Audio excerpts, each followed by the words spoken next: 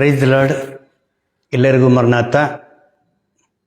ಕರ್ತನಲ್ಲಿ ಪ್ರೇರೆ ದೇವರ ಕೃಪೆಯಿಂದ ನಾವೆಲ್ಲರೂ ಕೂಡ ಆರೋಗ್ಯ ಆಯುಷು ದೇವರು ಕೊಟ್ಟು ತನ್ನ ಸನ್ನಿಧಾನದಲ್ಲಿ ಬೆಳಗಿನ ಜಾವ ಆತನನ್ನು ಜ್ಞಾಪಕ ಮಾಡಿಕೊಳ್ಳೋಕ್ಕೆ ಆತನು ಮಾಡಿರುವ ಉಪಕಾರಗಳನ್ನು ಕರ್ತನು ನಮ್ಮ ಜೀವನದಲ್ಲಿ ಮಾಡಿರುವ ಒಂದೊಂದನ್ನು ನೆನೆಸಿ ಆತನ ಸ್ತುತಿ ಮಾಡಲಿಕ್ಕೆ ಘನಪಡಿಸಲಿಕ್ಕೆ ದೇವರು ಕೊಟ್ಟಿರುವ ಈ ಸಮಯದಕ್ಕೋಸ್ಕರ ದೇವರಿಗೆ ವಂದನೆಗಳು ಸಲ್ಲಿಸ್ತಾ ಇದ್ದೀವಿ. ದೇವರಿಗೆ ಮಹಿಮೆ ಉಂಟಾಗಲಿ. ಆಮೇನ್. ಚಿಕ್ಕ ಪ್ರಾರ್ಥನೆ ಮಾಡ್ಕೊಳ್ಳೋಣ. ಪರಿಶುದ್ಧನೇ ಸರ್ವಶಕ್ತನಾಗಿರುವ ನಮ್ಮ ಕರ್ತನೆ, ನಿನಗೆ ಸ್ತೋತ್ರ. ಈ ಭೂಮಿ ಮೇಲೆ ನಿನ್ನ ಮಕ್ಕಳನ್ನು ಕರ್ತನೆ ನಿನ್ನ ಆಲೋಚನೆಯಂತ ಉಂಟು ಮಾಡಿ ಅವರು ನಿನ್ನ ಮೀಸಲ್ಪಟ್ಟಿರುವ ಜನಾಂಗದಾಗಿ ಅವ್ರನ್ನ ಆಶೀರ್ವಾದ ಪಟ್ಟು ಮೀಸಲ್ಪಟ್ಟಿದವರಿಗೆ ವಿಶೇಷವಾಗಿ ಅವರಿಗೆ ಕೊಟ್ಟಿರುವ ನಿನ್ನ ಪರಲೋಕ ರಾಜ್ಯದಕ್ಕೋಸ್ಕರ ನಿನಗೆ ಸ್ತೋತ್ರ ಸಲ್ಲಿಸ್ತಾ ಇದ್ದೀವಿ ಸ್ವಾಮಿ.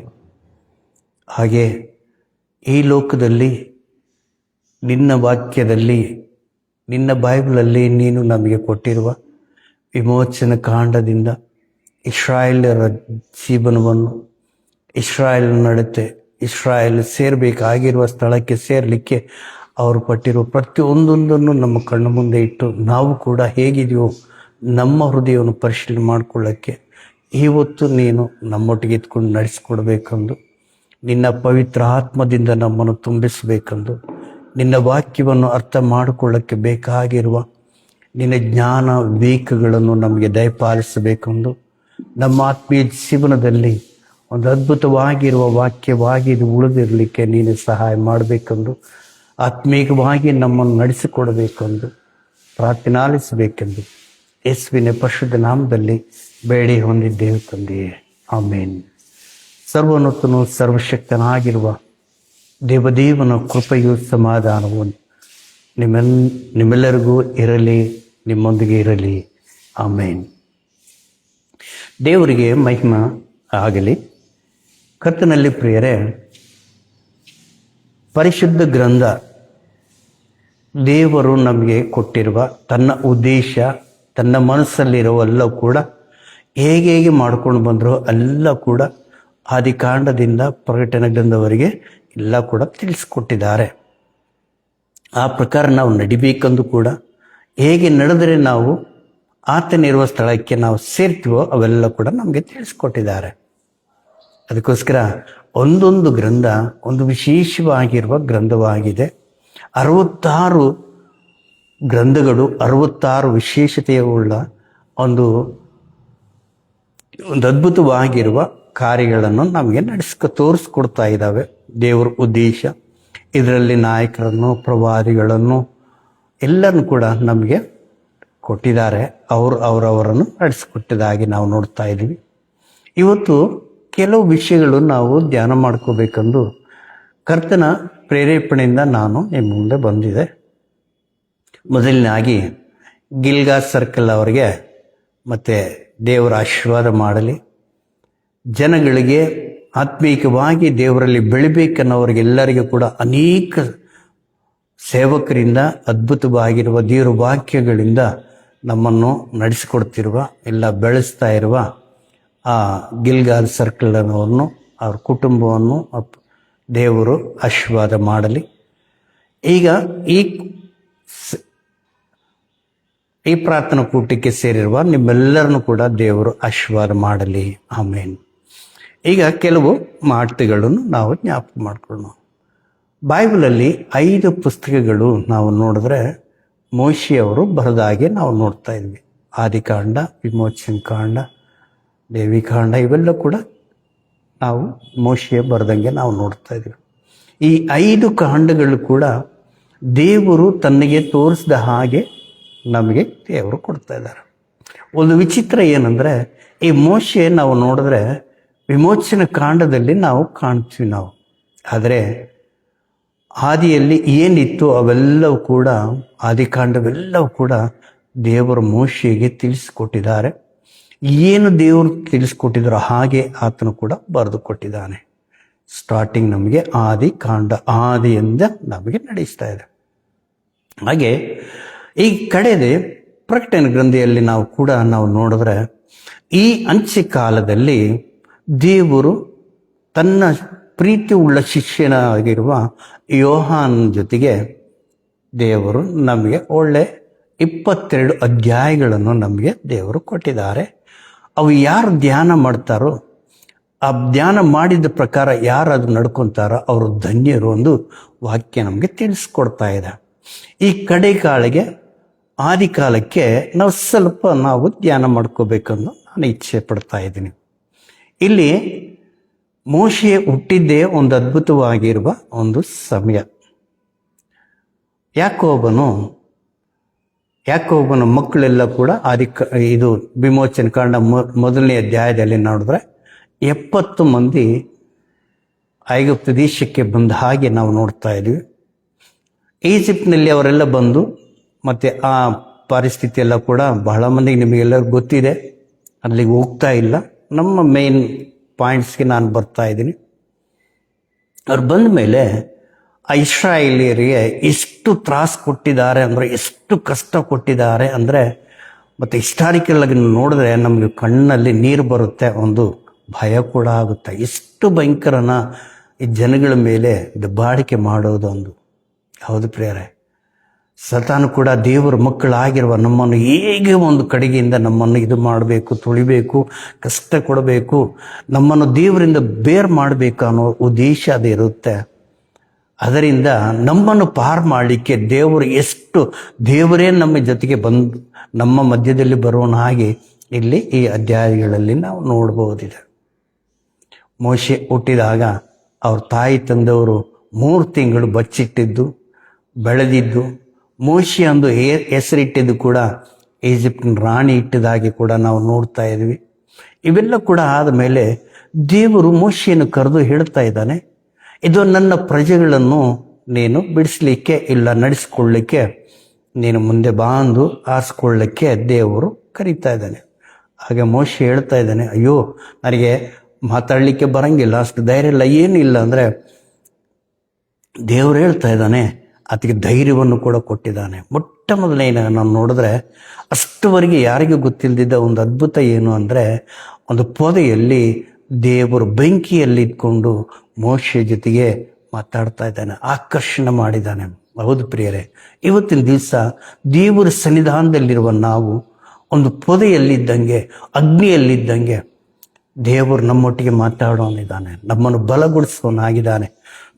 ಅದಕ್ಕೆ ದೇವರು ಇವತ್ತು ಈ ಬೆಳಗಿನ ಜಾವ ಆತನ ಸನ್ನಿಧಿಗೆ ನಮಗೆ ನಡೆಸಿಕೊಟ್ಟಿದ್ದಾನೆ. ಇವತ್ತು ಶುಕ್ರವಾರ ಶಿಲುಬೆಯನ್ನು ಧ್ಯಾನ ಮಾಡಿಕೊಳ್ಳುವ ದಿನ. ಶಿಲುಬೆಯಲ್ಲಿ ನಮಗೋಸ್ಕರ ಕರ್ತನು ಎಷ್ಟು ಶ್ರಮ ಪಟ್ಟಿದ್ದಾರೆ. ದೇವರು 3.5 ವರ್ಷ ಒಬ್ಬೊಬ್ಬರಿಗೆ ತನ್ನ ಪರಲೋಕ ರಾಜ್ಯಕ್ಕೆ ಹೇಗೆ ಸೇರಬೇಕು, ಯಾರು ಸೇರ್ತಾರೆ, ಇವೆಲ್ಲ ಕೂಡ ತಿಳಿಸ್ಕೊಟ್ಟಿದ್ದಾರೆ. ಅದಕ್ಕೋಸ್ಕರ ಅದು ಕೂಡ ನಾವು ಧ್ಯಾನ ಮಾಡ್ತೀವಿ. ಅದರಿಂದ ದೇವರ ಆಶೀರ್ವಾದ ನಮಗೆ ಕೂಡ ದೇವರು ದಯಪಾಲಿಸಲೆಂದು ದೇವರಿಗೆ ಬೇಡ್ತಾ ಇದ್ದೀವಿ. ಕರ್ತನಲ್ಲಿ ಪ್ರಿಯರೇ, ಈ ಮೋಶೆ ಕೂಡ ಮತ್ತೆ ಪೊದೆಯಲ್ಲಿ ಮಾತಾಡಿರುವ ಕರ್ತನು ಬಲಗೊಳಿಸಿದ ಮೇಲೆ ಈ ಐಗುಪ್ತ ಅರಸನ ಫರೋ ಹತ್ರ ಹೋಗ್ತಾ ಇದ್ದಾನೆ. ಆ ಫರೋ ಕೂಡ ಹೋಗ್ತಾ ಇಲ್ಲ, ದೇವರು ಅದು ಕೂಡ ಹೇಳಿದ್ದಾನೆ, ನನ್ನ ನಾಮವು ಮಹಿಮೆಪಡಿಸಲಿಕ್ಕೆ ಈ ಕಾರ್ಯಗಳನ್ನು ಆ ಫರೋ ಹೃದಯವನ್ನು ಕಠಿಣಪಡಿಸ್ತಾ ಇದ್ದೀನಿ ಅಂತ ಹೇಳ್ತಾ ಇದ್ದಾರೆ. ಹೌದು ಪ್ರಿಯರೇ, ಕಠಿಣಪಡಿಸಿದ್ದಾರೆ. ಆಗ 10 ಭಯಂಕರವಾಗಿರುವ ರೋಗಗಳು ಬಂದಿದ್ದು ಕೂಡ ನಾವು ನೋಡ್ತಾ ಇದ್ವಿ. 10ನೇ ರೋಗ ಅತಿ ಭಯಂಕರ ಮರಣವು ಅಲ್ಲಿ ನಾವು ನೋಡ್ತಾ ಇದ್ವಿ. ಯಾರ ಮನೆಗೆ, ಯಾರ ಬಾಗಿಲಿಗೆ ಕುರಿ ಮರಿಯ ರಕ್ತವೂ ಇಲ್ಲವೋ ಆ ಮನೆಯಲ್ಲಿ ಯಾವುದೋ ಮರಣ ಉಂಟಾದಂಗೆ ನೋಡ್ತಾ ಇದ್ವಿ. ಅರಸನಿಂದ ಕೆಳಗಿರೋವರೆಗೆ. ಹೌದು, ಆ ರಕ್ತವೇ ಅವತ್ತು ಅವರಿಲ್ಲಿಂದ ವಿಮೋಚಿಸಿದೆ. ಕರ್ತನಲ್ಲಿ ಪ್ರಿಯರೇ, ಫಸ್ಟ್ ನಾವು ನೋಡಿದ್ರೆ ಈ ಜನಾಂಗಗಳು, ದೇವರ ಜನಾಂಗಗಳು, ಮೀಸಲ್ಪಟ್ಟಿರುವ ಜನಾಂಗಗಳು, ಇಸ್ರಾಯೇಲಿಯರು, ಅಬ್ರಹಾಮನಿಗೆ ದೇವರು ವಾಗ್ದಾನ ಮಾಡಿರುವ ದೇಶಕ್ಕೆ ತನ್ನ ಪ್ರಜೆಗಳನ್ನು ನಡೆಸಲಿಕ್ಕೆ ಈ ಲೋಕ ಅನ್ನೋ ಐಗುಪ್ತ ದೇಶದಿಂದ ಅವ್ರನ್ನ ಬೇರ್ಪಡಿಸ್ತಾ ಇದ್ದಾರೆ. ಆವತ್ತಿನ ರಾತ್ರಿ ಕಾಲದಲ್ಲಿ ಅವರೆಲ್ಲರೂ ಕೂಡ ಸಿದ್ಧರಾಗಿ ಈ ಕುರಿ ಮರಿಯನ್ನು ಕಡಿದು ಬಲಿ ಕೊಟ್ಟು, ಯಾವುದು ರಕ್ತವನ್ನು ಕೊಟ್ಟು, ಬಲಿ ಆ ರಕ್ತ ಕುಡಿದಿಲ್ಲ ಅವರು, ಆ ರಕ್ತವನ್ನು ಬಾಗಿಲಿಗೆ ಹಚ್ಚಿ ಆ ಮಾಂಸವು ಬೇಯಿಸಿ ತಿಂತಾ ಇದ್ದಾರೆ, ಸುಟ್ಟು ತಿಂತಾ ಇದ್ದಾರೆ. ಹಾಗೆ ಆ ರೊಟ್ಟಿಯನ್ನು ಇವೆಲ್ಲ ಕೂಡ ತಿಂದು ಆ ಬೆಳಗಿನ ಜಾವಲಿಂದ ಹೊರಡ್ತಾ ಇದ್ದಾರೆ. ಈಗ ನಾನು ಹೇಳೋದು ಅಲ್ಲಿಂದ ಅವರು ಪ್ರಯಾಣ. ಯಾರ ಪ್ರಯಾಣ? ಇಸ್ರಾಯೇಲರ ಪ್ರಯಾಣ. ಅಲ್ಲಿಂದ ನಾವು ನೋಡ್ತಾ ಇದ್ದೀವಿ. ಅಲ್ಲಿಂದ ಹೊರಗೆ ಬಂದ ಮೇಲೆ ಸಮುದ್ರ ಅಡ್ಡ ಬಂತು. ಸಮುದ್ರ ಇಬ್ಬಾಗ ಮಾಡಿ, 2 ಭಾಗ ಮಾಡಿ ಅವರನ್ನು ಪ್ರಪಂಚದಲ್ಲಿ ಯಾರು ಕೂಡ ಮಾಡದ ಒಂದು ಅದ್ಭುತ ಕಾರ್ಯ ಏನು ಅಂದರೆ, ಅಲ್ಲಿ ದೇವರು ತೋರಿಸ್ತಾ ಇದ್ದಾನೆ, ಸಮಸ್ತವು ನನ್ನಿಂದ ಉಂಟಾಗಿದೆ ಒಂದು. ಯಾವುದು? ದೇವರ ಬಾಯಿಂದ ಬರೀ ಒಂದು ಮಾತಿಂದ ಈ ಸಮಸ್ತವು ಸೃಷ್ಟಿಯೆಲ್ಲ ದೇವರು ಮಾಡಿದ್ದಾರೆ ಪ್ರೇರ. ಅದಕ್ಕೆ ದೇವ್ರ ಮಾತು ಕೇಳ್ತಾವೆ. ಅದಕ್ಕೆ ದೇವರು ಕೂಡ ಹೇಳ್ತಾನೆ, ಈ ಮುಂಗಾರು ಮಳೆ ಆಗಲಿ ಯಾವುದನ್ನ ಆಗಲಿ ಅವೆಲ್ಲ ಕೂಡ ದೇವರಿಂದ ಕೊಡೋದಾಗಿ ನಾವು ನೋಡ್ತಾ ಇದ್ವಿ. ಸಮುದ್ರದಿಂದ ಅವರು ಹೊರಗೆ ಬಂದ ತಕ್ಷಣ ಎಲ್ಲ ಸಂತೋಷದಿಂದ ಕುಣಿದಿದ್ದಾರೆ, ದೇವ್ರನ್ನ ಮಹಿಮೆ ಪಡಿಸಿದಾಗಿ ನಾವು ನೋಡ್ತಾ ಇದ್ವಿ. ಆದರೆ ಸ್ವಲ್ಪ ದೂರ ಹೋದ ಮೇಲೆ ಸ್ವಲ್ಪ ಚಿಕ್ಕದಾಗಿ ಅವರು ಸಣ್ಣದಕ್ಕೆ ಕೂಡ ಅವರು ಗುಣಗುಟ್ಟೋದು ಜಾಸ್ತಿ ಆಗ್ಬಿಡುತ್ತಂತೆ. ಆ ನೀರು ಇಲ್ದಂಗೆ ಇರುವಾಗ ಆ ನೀರಿನಕ್ಕೋಸ್ಕರ ಅಲ್ಲಿ ನೀರು ನೋಡ್ತಾ ಇದ್ದಾರೆ, ಅದು ಭಾರಿ ಕಹಿಯಾಗಿರುವ ನೀರನ್ನು ನೋಡಿ ಅವ್ರು ನಮ್ಮನ್ನು ಇಲ್ಲಿಗೆ ಯಾಕೆ ತಗೊಂಡು ಬಂದು, ನೀರು ನೋಡಂಗಿಲ್ಲ, ನಮಗೆ ಕುಡಿಲಿಕ್ಕೆ ಇಲ್ಲ ಅಂದು ಈ ಮೋಶೆ ಮೇಲೆ ಗುಣಗ್ತಾ ಇದ್ದಾರೆ ಪ್ರಿಯರ. ಆಗ ಮೋಶೆ ಕೂಡ ಆ ನೀರಲ್ಲಿ ಒಂದು ಕೊಂಬನ್ನು ಹಾಕಿ ಮಧುರವಾಗಿ ಮಾಡಿದ್ದಾನೆ. ನಾವು ನೋಡ್ತಾ ಇದ್ದ ಅದಕ್ಕೆ ಆ ನೀರಿಗೆ ಹೆಸರು ಮಾರ ಅಂದು. ಈ ಜನದಲ್ಲಿ, ನಮ್ಮ ಹೃದಯದಲ್ಲಿ ಕೂಡ ಈ ಮಾರ ಎಲ್ಲೋ ಒಂದು ಕಡೆ ಕಹಿಯಾಗಿರುತ್ತೆ. ದೇವರು ಎಷ್ಟು ಮಾಡಿದ್ರು ಕೂಡ ಅದೊಂದು ಮರ್ತು ಬಿಟ್ಟು, ಅಯ್ಯೋ ದೇವರು ಏನು ಮಾಡಿದ್ರು, ಅಯ್ಯೋ ಹಿಂಗೆ ಅಂದು ನಾವು ಕೂಡ ಒಂದ್ಸಲ ನೆನೆಸ್ತೀವಿ. ಅದು ನಮಗೆ ನೆನಪು ಮಾಡ್ತಾ ಇದೆ, ಹೌದಲ್ವಾ? ಅಲ್ಲಿಂದ ಮುಂದೆ ಬಂದರು. ಅಲ್ಲಿಂದ ಅವ್ರ ಪ್ರಯಾಣ ಕರ್ತನಲ್ಲಿ ಪ್ರಿಯರೇ, ದೇವರು ಮೀಸಲ್ಪಟ್ಟಿರುವ ಜನಾಂಗ, ಇಸ್ರಾಯೇಲ್ ಜನಾಂಗ. ದೇವರು ಹೇಳ್ತಾ ಇದ್ದಾನೆ, ಇವರು ನನ್ನ ಪ್ರಜೆಗಳು, ನನ್ನ ಮಕ್ಕಳು, ನಾನು ಅವರಿಗೆ ದೇವರಾಗಿದ್ದೀನಿ ಅಂದು ದೇವರು ಹೇಳ್ತಾ ಇದ್ದಾನೆ. ಇವತ್ತಿಗೆ ಕೂಡ ಇಸ್ರಾಯೇಲ್ ಪ್ರಜೆಗಳಿಗೆ ಇದೊಂದು ದೊಡ್ಡ ಅದ್ಭುತವಾಗಿರುವ ಒಂದು ಬಲ ಏನು ಅಂದರೆ, ನಮಗೆ ನಮ್ಮ ದೇವರಿದ್ದಾರೆ. ಪ್ರಪಂಚವೆಲ್ಲ ಕೂಡ ಒಂದಾದರೂ ಕೂಡ ನಮಗೆ ಚಿಂತೆನೇ ಇಲ್ಲ. ಯಾಕಂದರೆ ನಮ್ಮ ದೇವರು ನಮ್ಮ ಪರವಾಗಿ ನಿಲ್ಲೋನಾಗಿದ್ದಾನೆ ಎಂದು ಆವತ್ತು ಹೇಳಿದರು. ಇವತ್ತು ಕೂಡ ಅದೇ ಮಾತು ಅವರಲ್ಲಿದೆ. ದೇವರಿಗೆ ಮಹಿಮೆ ಆಗಲಿ ಪ್ರಿಯರೇ, ಕರ್ತನಲ್ಲಿ ಪ್ರಿಯರೇ. ಹಾಗೆ ಬಂದಿದ್ದ ಇವರೆಲ್ಲರೂ ಕೂಡ ಮತ್ತೆ ಕಡೆಗೆ ನಾವು ನೋಡಿದ್ರೆ, ಒಂದು ಕಡೆಗೆ ಬರೋ ಕಾಲಕ್ಕೆ ಅವ್ರಿಗೆ ಯುದ್ಧ ಬಂತು. ಅವ್ರ ಜೀವನದಲ್ಲಿ ಮೊಟ್ಟ ಮೊದಲನೆಯ ಯುದ್ಧ. 430 ವರ್ಷ, ಹತ್ರ 450 ವರ್ಷ ಐಗುಪ್ತ ದೇಶದಲ್ಲಿ ಇರುವ ಇಸ್ರಾಯೇಲರಿಗೂ ಒಂದು ಸ್ಲೇವರಿನಲ್ಲಿ ಇದ್ದರು, ಭಯಂಕರವಾಗಿರುವ ಸ್ಲೇವರಿನಲ್ಲಿದ್ದರು, ಬಾನಿಸತ್ವದಲ್ಲಿದ್ದರು. ಅವ್ರ ಯುದ್ಧಗಳು ಯಾವ ಜಗಳಗಳು ಯಾವ ಗೊತ್ತಿಲ್ಲ ಪ್ರೇಯರ್. ಇಂಥ ಜನಗಳಿಗೆ ಒಮ್ಮೆ ಯಾವುದು ಯುದ್ಧ ಬಂತು. ಅಮಾಲೇಕರೆಲ್ಲ ಕೂಡ ಬರ್ತಾ ಇದ್ದಾರೆ.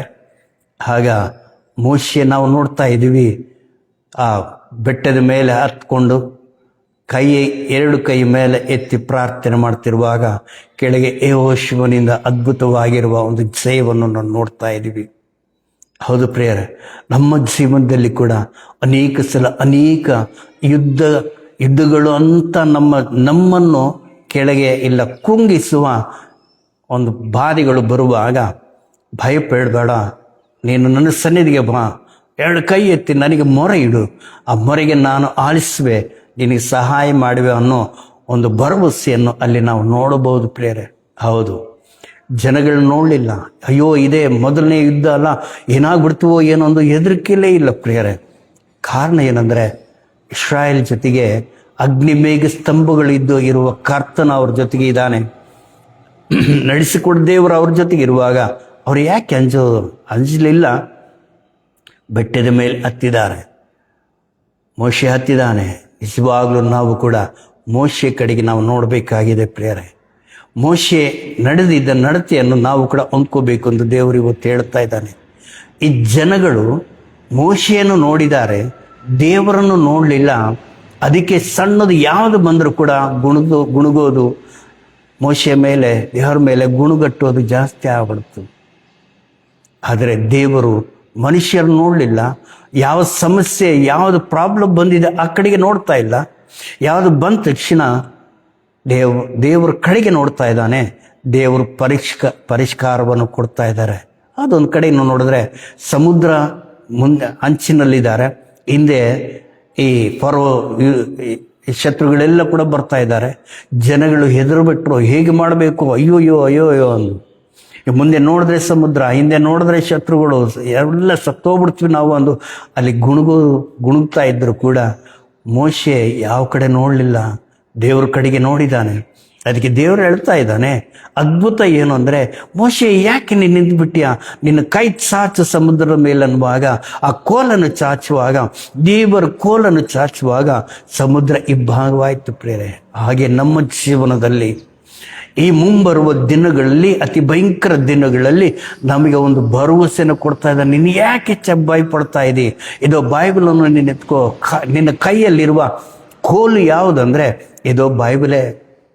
ನಲ್ಲಿ ಅನೇಕ ವಾಗ್ದಾನಗಳನ್ನು ದೇವರು ಕೊಟ್ಟಿದ್ದಾರೆ. ಹತ್ರ 360 ವಾಗ್ದಾನಗಳಿದಾವೆ ಪ್ರೇರ. ನಮ್ಮನ್ನು ಬಲಗೊಳಿಸ್ಲಿಕ್ಕೆ, ಧೈರ್ಯಗೊಳಿಸ್ಲಿಕ್ಕೆ ಕೊಟ್ಟಿರುವ ಈ ವಾಗ್ದಾನಗಳನ್ನ ಎತ್ತಿ ನಾವು ಪ್ರಾರ್ಥನೆ ಮಾಡಿದ್ರೆ, ಎಲ್ಲಿ ಕೂಡ ನೋಡಿದ್ರೆ ಎಂಥ ಕಷ್ಟ ಇದ್ರೂ ಕೂಡ, ಶೋಧನೆ ಇದ್ರೂ ಕೂಡ ಅದರಲ್ಲಿ ಗೊಪ್ಪ ಜಯವನ್ನು ದೇವರು ಕೊಡುವನಾಗಿದ್ದಾನೆ. ದೇವರಿಗೆ ಮಹಿಮೆ ಆಗಲಿ, ದೇವರಿಗೆ ಸ್ತೋತ್ರ. ಇವ್ರ ಮುಂದೆ ಬರುವಾಗ ಈಗ ದೇವರು ಕೂಡ 25ನೇ ಅಧ್ಯಾಯದಲ್ಲಿ ಈ ಕಡೆಗೆ ನಾವು ನೋಡಿದ್ರೆ ಅಲ್ಲಿ ಕೂಡ ದೇವರು ಹೇಳ್ತಾ ಇದ್ದಾನೆ, ಈ ಜನಗಳಿಗೆ ಒಂದು ಆಜ್ಞೆಗಳನ್ನು, ಕಟ್ಟಳೆಗಳನ್ನು, ಪದ್ಧತಿಗಳನ್ನು ಅವ್ರಿಗೆ ಕಳಿಸಿಕೊಡಬೇಕು ಅಂದು. ಅಷ್ಟರವರೆಗೆ ಅವ್ರಿಗೆ ಯಾವ ಕೂಡ ಪದ್ಧತಿಗಳು ಯಾವುದು ಕೂಡ ಗೊತ್ತೇ ಇಲ್ಲ. ಗೊತ್ತಿಲ್ಲದಿರುವಾಗ ದೇವರು ಹೇಳ್ತಾ ಇದ್ದಾನೆ ಮೋಶೆ ಒಂದು ಕೆಲಸ ಮಾಡಿ, ನಾನು ನಿಮ್ಮ ಮಧ್ಯದಲ್ಲಿ ಬರಲಿಕ್ಕೆ ಇಚ್ಛೆ ಪಡ್ತಾ ಇದ್ದೀನಿ. ನನ್ನ ಮಹಿಮೆಯನ್ನು ಜನಗಳು ಕಾಣಬೇಕು, ಅವರಿಗೆ ತೋರಿಸ್ಲಿಕ್ಕೆ ಅವ್ರಿಗೆ ಹೇಳು, 3 ದಿವಸ ಅವ್ರು ಶುದ್ಧರಾಗಬೇಕು ಅಂದು. ಮೈ ತೊಳ್ಕೋಬೇಕು, ಬಟ್ಟೆಗಳು ಸರಿ ಮಾಡ್ಕೋಬೇಕು, ಶುದ್ಧರಾಗಿರಬೇಕು. ಯಾವುದು ಕೂಡ ಟಚ್ ಮಾಡಬಾರ್ದು, ಯಾವ ಹೆಣ್ಣುಗಳು ಯಾವುದು ಕೂಡ ಇರಬಾರ್ದು, ಪರಿಶುದ್ಧರಾಗಿ ಇರಬೇಕು. 3ನೇ ದಿವಸ ನನ್ನ ಮಹಿಮೆಯನ್ನು ಕಾಣುವಿ ಎಂದು ದೇವರು ಹೇಳಿದ್ದಾರೆ ಆ ಬೆಟ್ಟದ ಹತ್ರ ಬಂದ ಮೇಲೆ. ಹೌದು ಪ್ರಿಯರೇ, ಅದ್ಭುತ ಏನು ಅಂದರೆ ಇವರೆಲ್ಲ ಕೂಡ ಸಿದ್ಧರಾಗಿದ್ದಾರೆ. ಆದರೆ ದೇವರು ಒಂದು ಮಾತು ಹೇಳ್ತಾ ಇದ್ದಾನೆ, ಈ ಬೆಟ್ಟದ ಸುತ್ತಲೂ ಒಂದು ಬೇಲಿಯನ್ನು ಹಾಕು, ಒಂದು ಗೀರಿಯನ್ನು ಹಾಕು, ಅದನ್ನು ದಾಟಿ ಯಾರು ಕೂಡ ಬೆಟ್ಟದ ಮೇಲೆ ಹತ್ತಲೇಬಾರದು, ಹತ್ತಿದ್ರೆ ಸಾಯ್ತಾರೆ ಅಂತ ಅವ್ರಿಗೆ ಎಲ್ಲಿವರೆಗೆ ಅಪ್ಪಣೆ. ಅವತ್ತು ದಿವಸ ಬೆಳಗಿನ ಜಾವಾಗ ನಾವು ನೋಡಿದ್ರೆ ಅದ್ಭುತ ಏನು ಅಂದರೆ, ಪರಲೋಕದಿಂದ ಅಗ್ನಿ ಇಳಿದು ಬಂದು ಆ ಪರ್ವತದ ಶಿಖರದ ಮೇಲೆ ಇಳಿದುವಾಗ ಅಗ್ನಿ ಧೂಮದಿಂದ ತುಂಬಿಕೊಂಡು ಬಿಟ್ಟಿದೆ. ಆ ಬೆಟ್ಟವೆಲ್ಲ ಕೂಡ ಭಯಂಕರ ಅಲ್ಲಾಡ್ತಿರುವಾಗ, ಭೂಕಂಪ ಬಂದಂಗೆ ಅಲ್ಲಾಡ್ತಿರುವಾಗ ಜನಗಳೆಲ್ಲ ಕೂಡ ಹೆದರು ಬಿಟ್ರು ಪ್ರೇರ. ಎಲ್ಲರೂ ಕೂಡ ಒಳಗೋಗ್ಬಿಟ್ರು. ಅಯ್ಯೋ, ನಾವು ದೇವರನ್ನು ನೋಡಿದ್ರೆ, ಆ ಬೆಂಕಿಯನ್ನು ನೋಡಿದ್ರೆ ನಾವು ಇಲ್ಲೇ ಸತ್ತು ಹೋಗ್ಬಿಡ್ತು ಒಂದು ಎದುರುಕೊಂಡು ಹೋಗಿದ್ದಾರೆ. ಆದರೆ ದೇವರು ಹೇಳ್ತಾ ಇದ್ದಾನೆ, ಮೋಶೆ ಹತ್ಕೊಂಡು ಬಾ. ನಿಜವಾಗ್ಲೂ ಪ್ರಿಯರೇ, ನಾವು ಯಾವತ್ತೂ ಕೂಡ ಭಯಪಡೋ ಹಾಗಿಲ್ಲ. ನಮ್ಮ ಪಾಪಗಳನ್ನು ಕ್ಷಮಿಸಿ ದೇವರು ನಮ್ಮನ್ನು ಪ್ರೀತಿಸಿ ತಾನಿರುವ ಸ್ಥಳಕ್ಕೆ ಸೇರಿಸ್ಕೊಳ್ಳೋಕ್ಕೆ ಈ ಬೆಟ್ಟದ ಮೇಲೆ ಮೋಶೆಯನ್ನು ಕರೀತಾ ಇದ್ದಾನೆ. ಮೋಶೆ ಮೇಲೆ ಹತ್ತಿದ ಮೇಲೆ ಮೋಶೆ ಜೊತೆಗೆ ಮಾತಾಡಿದ್ದಾರೆ, ಮತ್ತು ಕೆಳಗೆ ಬಂದು ಇಸ್ರಾಯೇಲರಿಗೆ ಹೇಳಿಕೊಟ್ಟಿದ್ದಾರೆ. ಇವೆಲ್ಲ ಕೂಡ ಅಲ್ಲಿ ನಾವು ನೋಡ್ತಾ ಇದ್ದೀವಿ. ಈಗ ಮೋಶೆಗೆ ದೇವರು 40 ದಿವಸ ಬೆಟ್ಟದ ಮೇಲೆ ಇದ್ದಾಗೆ ನಾವು ನೋಡ್ತಾ ಇದ್ವಿ. ಎಷ್ಟು ದಿವಸ? 40 ಹಗಲು, 40 ರಾತ್ರಿ ಕಾಲದಲ್ಲಿ.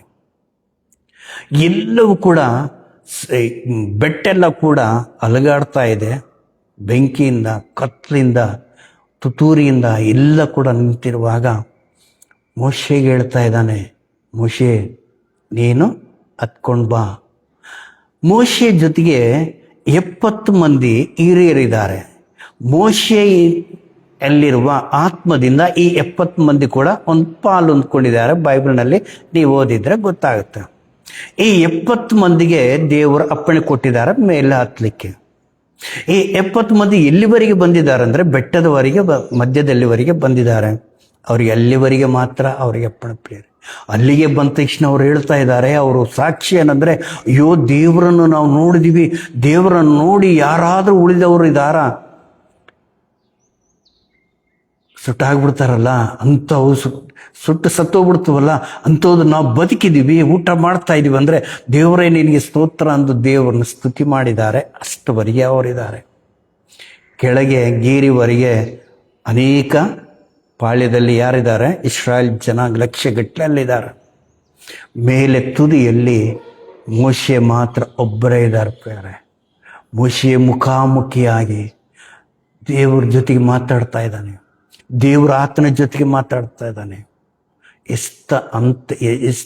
ಇಂಥ ಅದ್ಭುತವಾಗಿರುವ ಆ ಮಾತು ನಮಗೆ ದೇವರು ಅಲ್ಲಿ ತೋರಿಸ್ತಾ ಇದ್ದಾನೆ ಪ್ರಿಯರೇ. ಅದಕ್ಕೆ ಈ ಅರಣ್ಯ ಕಾಂಡದಲ್ಲಿ ನಾವು ನೋಡಬಹುದು ಪ್ರಿಯರೇ, ದೇವರು ಆತನಿಗೆ ಮೋಶೆಯ ಬಗ್ಗೆ ದೇವರು ಹೇಳ್ತಾ ಇರೋದು ಒಂದು ಅದ್ಭುತವಾಗಿರೋ ಮಾತು ಹೇಳ್ತಾ ಇದ್ದಾನೆ. ಈ ಮಿರಿಯಾಮಿಗೆ ಅಹರೋನಿಗೆ ಹೇಳ್ತಾ ಇರೋ ಮಾತು ಏನಂದರೆ, ಮೋಶೆ ಎಲ್ಲ ಪ್ರವಾದಿಗಳು ಇದ್ದಂಗೆ ಇಲ್ಲ, ಆತ ನನ್ನ ಮನೆಯಲ್ಲಿ ನಂಬಿಗಸ್ತನು ಅಂತ ಹೇಳ್ತಾ ಇದ್ದಾನೆ. ಆತ ಮುಖಾಮುಖಿಯಾಗಿ ನನ್ನ ಜೊತೆಗೆ ನನಗೆ ನಾನು ದರ್ಶನವನ್ನು ಕೊಟ್ಟಿದ್ದೀನಿ. ಇಂಥ ಅದ್ಭುತವಾಗಿರುವ ಮಾತು ಪ್ರಿಯರೇ. ಹೌದು, ಈ ಅರಣ್ಯ ಕಾಂಡದಲ್ಲಿ ನಾವು ನೋಡ್ಬೋದು ಅದ್ಭುತವಾಗಿರೋ ಮಾತು. ಮುಖಾಮುಖಿಯಾಗಿ ನೋಡೋದು.